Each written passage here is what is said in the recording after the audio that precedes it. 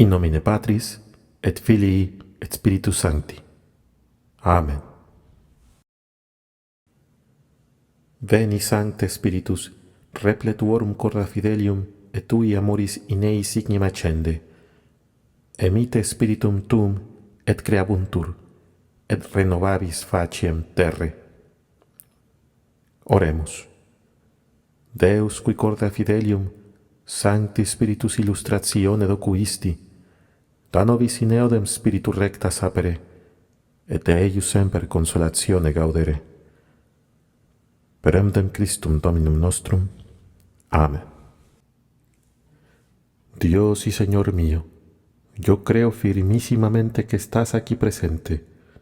Os adoro, Dios mío, con todo el rendimiento y afecto de mi corazón, y os pido humildemente perdón de todos mis pecados. Os ofrezco, Señor y Padre mío, esta meditación y espero me concederéis las gracias que necesito para hacerla bien. A este mismo fin acudo a vos, Virgen Santísima, Madre mía, ángeles y santos, para que intercedáis por mí y me alcancéis lo que he menester para hacer con fruto esta meditación. Amén. La epístola es sacada del capítulo 18 del profeta Ezequiel. He aquí lo que dice el Señor nuestro Dios: el alma que pecare, ella misma morirá. El Hijo no será responsable de la iniquidad del Padre, ni el Padre responderá de la iniquidad del Hijo. La justicia del justo le aprovechará a él, y la impiedad del impío a él le dañará. Mas si el impío hace penitencia de todos sus pecados que había cometido, si guarda todos mis mandamientos y obra según la equidad y la justicia, vivirá una vida verdadera y no morirá. No me acordaré más de todas las iniquidades que él había cometido, y vivirá en las obras justas que hubiere hecho. ¿Quiero yo por ventura la muerte del impío?, dice el Señor nuestro Dios, y no más bien que se convierta de sus caminos malos y que viva. Mas si el justo retrocediere de su justicia, y se entregare a la iniquidad en todas las abominaciones que suele cometer el impío, ¿vivirá entonces? Quedarán olvidadas todas las obras de justicia que había hecho. Morirá en la perfidia en que ha caído y en el pecado que ha cometido. Después de todo esto habéis dicho: el camino del Señor no es equitativo. Escucha pues, casa de Israel: ¿por ventura mis caminos no son justos y no son más bien los vuestros perversos? Porque cuando el justo se hubiere apartado de su justicia y cometiere la iniquidad, morirá en ellos, morirá en la injusticia que él ha cometido. Y cuando el impío se apartare de su impiedad en que ha vivido, y obrare conforme a la equidad y a la justicia, él mismo volverá la vida a su alma. Porque considerando su estado y apartándose de todas las iniquidades que ha cometido, vivirá una vida cierta y no morirá, dice el Señor Omnipotente. Reflexiones. La justicia del justo le aprovechará a él y la impiedad del impío a él le dañará. En materia de salvación cada uno hace para sí. Nuestras obras nos siguen y no podemos hacer cesión de ellas a otro. Admiremos la sabiduría infinita del Señor y su misericordia sin límites. Con qué paciencia sufre los extravíos de los pecadores y con qué bondad los recibe luego que vuelven a la casa del Padre. Su alegría, sus liberalidades, la fiesta que hace a la vuelta de este hijo pródigo son tan extraordinarias que llegan a causar celos al hijo mayor. ¿No era justo que yo diese a conocer la alegría que me causa su vuelta?, dice este buen padre. Tales son los sentimientos de Dios con respecto a un pecador penitente. La obra de mis manos, mi imagen, mi semejanza, el precio de mi sangre había perecido, y yo entro hoy en posesión de este bien. Había muerto, era un alma desesperada, abandonada, con la cual yo no contaba ya. Solicitada 100 veces, instada, buscada, me arrojaba de sí, me despreciaba. Inútilmente había tentado reducirla. Todo había sido perdido. Estaba sepultada en el sueño del pecado. Hoy, contra toda esperanza, este impío ha presentado el oído a mi voz, se ha rendido a las amorosas solicitaciones de mi gracia, se ha retraído de la impiedad en que había vivido, avergonzado de sus aficiones criminales, viene a arrojarse a mis pies, Y yo le recibo entre mis brazos y yo entro en este corazón sumiso, enternecido, dócil. Vuelvo a ver así a este hijo rebelde, que detesta de todo su corazón su rebeldía, que implora mi misericordia, que recurre a mi bondad. ¿Puedo dejar de regocijarme de una conquista semejante? Yo me veía obligado a perderle, a pesar del amor que le tenía. Y ya él quita el obstáculo que me impedía satisfacer el deseo que tengo de hacerle feliz. ¿Qué alegría más sensible puede dar a una criatura al autor de su ser? El justo, por el contrario, después de haber sido colmado de mis beneficios, después de haber gustado a placer de las dulzuras de mi terneza, después de haber experimentado las dulzuras que se hallan en mi servicio, si llega a disgustarse de los favores y de las caricias del más amable de todos los señores, del más tierno de todos los padres, si muere en sus extravíos, si muere en mi desgracia, ¿no debo castigarle como a un hijo rebelde y abandonarle eternamente a la desgraciada suerte de los réprobos? Él ha olvidado mis gracias, mis beneficios. ¿No es justo que yo olvide sus buenas obras? ¿No es justo que yo le trate como a los impíos, puesto que ha muerto en su pecado? La suerte de todos los condenados es deplorable, pero qué dolor, qué desesperación, qué rabia la de un hombre que ha llevado una parte de su vida en la piedad y que ha muerto en el pecado. Qué desesperación, qué rabia por toda una eternidad para una persona que había gustado de Dios, que había pasado algún tiempo en el servicio de Dios y que se ve reprobada. Qué desesperación, qué rabia para un sacerdote, para una persona religiosa que ha meditado 1000 veces las grandes verdades de la religión, que las ha predicado y explicado a los demás, que ha contribuido con su celo a la salvación de tantas almas, de quien Dios se ha servido para convertir tantos pecadores, que ha contribuido tanto con sus obras de piedad, con sus sabios pareceres, hasta con sus buenos ejemplos, para que tantos impíos se retirasen de los últimos extravíos. Si Él tiene la desgracia de pervertirse, de morir en pecado, de condenarse,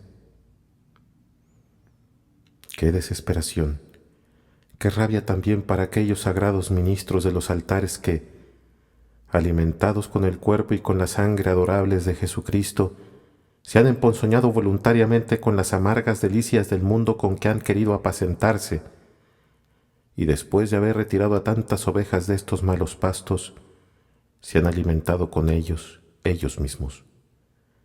En fin, qué desesperación y qué rabia para aquellos médicos saludables que, después de haber curado tantos enfermos desesperados, no han querido curarse a sí mismos de la misma enfermedad. Para aquellos directores que después de haber conducido a tantas almas por los caminos de la salud y de la justicia, tuvieron la desgracia de extraviarse ellos mismos y morir en sus extravíos. El Evangelio de este día es tomado del capítulo 5 del Evangelio según San Juan. En aquel tiempo se celebraba una de las fiestas de los judíos y Jesús subió a Jerusalén. Hay en Jerusalén una piscina llamada Probática, que en hebreo se llama Betsaida, rodeada de 5 galerías. En ellas estaban tendidos un gran número de enfermos, ciegos, cojos y tullidos, que esperaban el movimiento del agua, pues un ángel del Señor bajaba en cierto tiempo a la piscina y movía el agua, y el primero que bajaba a la piscina después del movimiento del agua quedaba sano de cualquiera enfermedad que tuviese. Había allí cierto hombre que había 38 años que sufría su enfermedad. Viendo Jesús a este hombre tendido y sabiendo que había ya mucho tiempo que padecía, le dijo: ¿Quieres sanar? Respondióle el enfermo: Señor, no tengo hombre que cuando fuere movida el agua me eche dentro de la piscina. Así es que cuando yo llego, baja otro antes que yo. Levántate, le dijo entonces Jesús, toma tu lecho y echa a andar. Inmediatamente quedó el hombre curado, y tomando su camilla a cuestas, echó a andar. Era sábado aquel día. Los judíos pues decían a aquel que había sido curado: Hoy es sábado y no te es lícito llevar tu lecho. Entonces él les respondió: El que me ha sanado me ha dicho: toma tu lecho y marcha. ¿Quién es?, le preguntaron, ese hombre que te ha dicho: toma tu lecho y marcha. Mas el que había sido curado no sabía quién fuese, porque Jesús se había separado de la multitud que allí había. Después le encontró Jesús en el templo y le dijo: «Ya estás sano, no vuelvas a pecar, no sea que te suceda otra cosa peor». Fue inmediatamente aquel hombre a decir a los judíos que era Jesús el que le había sanado. Meditación. Punto primero. Considera cuán poco hay que contar con los hombres. Apoyo caduco, frágil, flojo, frívolo, vano. Nada es capaz de fijar la ligereza de un corazón veleidoso, extravagante, inmudable. Las protestas más sinceras de amistad, los ofrecimientos más francos de servir, aún las obligaciones más formales, todo esto se disipa al menor viento. Todo se desvanece a la primera apariencia de un nuevo sistema. Desgraciado el que cuenta con semejantes afectos. No hay cosa más mudable que el corazón humano. Nada, en efecto, cambia con más frecuencia ni con más prontitud que este móvil de nuestros sentimientos, de nuestras acciones y aún de nuestros juicios y de nuestra estima. Como el amor propio y las pasiones son su principal resorte, no debemos extrañar el que la conducta de los hombres siga sus caprichos. Se os estima, se os alaba, se os protege, se os ama. Es vuestra virtud, son vuestras bellas cualidades, es vuestro mérito lo que os atrae esos amigos, lo que os procura la estima y la protección de los grandes, lo que os distingue en el mundo. Nada más justo, nada mejor fundado, nada os asegura más un crédito, un favor, una fortuna más durable. Sin embargo, no os fiéis. Basta un espíritu de partido, un mal suceso, un nuevo interés, una enfermedad aún para debilitar todos esos apoyos, para romper todos esos nudos, para que desaparezcan todas esas muestras de benevolencia. Es verdad que vuestra virtud persevera, que vuestras bellas cualidades subsisten, que vuestro mérito no se ha extinguido, pero los resortes han cambiado, los pesos se han alterado, no es ya la misma mano la que tiene la balanza. Un nuevo sistema de cosas ha mudado las ideas. Nuevos motivos han hecho nacer nuevos sentimientos. No se necesita más que una envidia, un terror pánico, una nueva pasión para dar un nuevo aspecto a las cosas. Se desconfía de vuestra virtud demasiado austera. Se la estima, pero se le teme. Se os cree opuesto a sus intereses particulares, censor demasiado claro de sus defectos. Vuestra regularidad demasiado religiosa embaraza. No es menester más para desacreditaros, para mancillaros. ¿Se os juzga ya inútiles a sus intereses o a sus designios? Se os olvida. Aquella amistad que parecía tan bien cimentada se desmiente.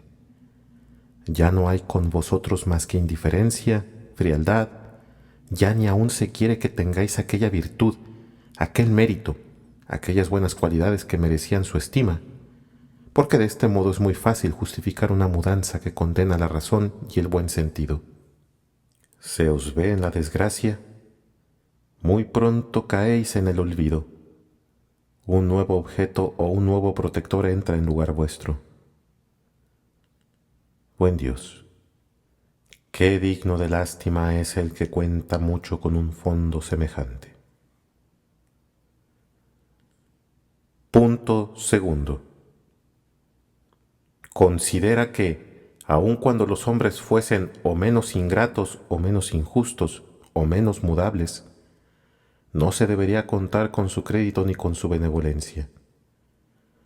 Los hombres pueden servirnos para que prosperemos, pero no para hacernos felices. El mayor favor no puede procurarnos un día de salud, un cuarto de hora de tranquilidad, una media hora de vida. ¿Qué apoyo puede dulcificar nuestras penas? ¿Qué crédito puede contentar un corazón insaciable? Todo el apoyo de los hombres no es más que una caña débil, que no solo se dobla, sino que se rompe. Aun cuando su voluntad no fuese mudable, nada hay más caduco que su duración. ¿Son por ventura dueños de sus días? La persona con quien contáis, no puede ella contar con vivir mañana. Desapareciendo una vez este apoyo, ¿En qué vienen a parar todas nuestras esperanzas? Aunque debiésemos sobrevivir a todos nuestros señores, a todos nuestros protectores, ¿qué socorros pueden darnos en la hora de nuestra muerte? ¿Qué bienes pueden hacernos para la otra vida? Todo su poder, toda su buena voluntad se limita a este corto número de días que tenemos que vivir. ¿Y qué servicio pueden hacernos durante la eternidad?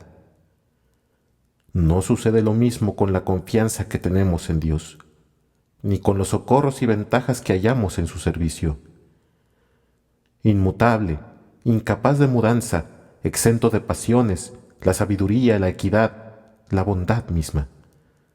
Solo nuestra pura malicia es la que puede hacerle mudar, por decirlo así, con respecto a nosotros.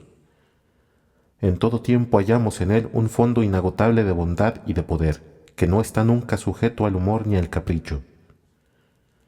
Único dueño de todos los acontecimientos, fuente de todos los bienes, no podemos dejar de ser dichosos, ni de estar contentos mientras que somos agradables a él. Múdense los hombres, Dios no puede mudarse. Dejen los hombres de ser, Dios subsiste. En él encontramos siempre un protector omnipotente, un amigo tierno, liberal, magnífico, un Señor indulgente, compasivo, un buen Padre. Él conoce todas nuestras necesidades y previene nuestras oraciones para proveer a ellas. Basta que nosotros le amemos y estemos seguros de su ternura. ¿Y qué no puede el amor que nos tiene? Desencadénense contra nosotros todas las criaturas, declárenos todo el infierno la guerra. Nada tenemos que temer mientras estemos bajo de su protección. En medio de las más furiosas tempestades, expuestos a las borrascas más violentas, agitados por las olas, basta que estemos con él, los vientos y el mar le obedecen.